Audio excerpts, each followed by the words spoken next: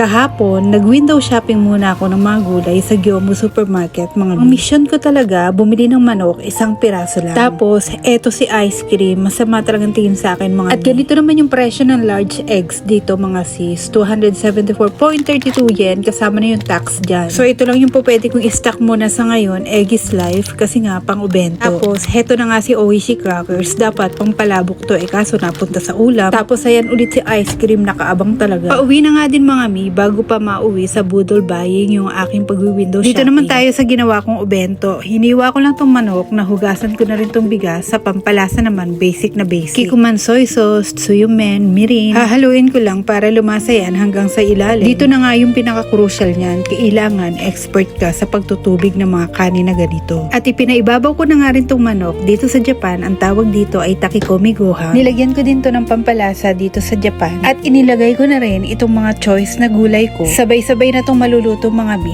33 minutes lang yan habang nagpe-Facebook ako or naliligo. At nilagyan ko pa ng mga konting pampalasa niya dito sa ibabaw. At heto na nga mga mi, ang favorite ng mga anak ko na takikomi gohan. Ganito lang to at makakain mo to kahit wala kang ulam. May pagkain na sa bahay at meron pang pang-ubento.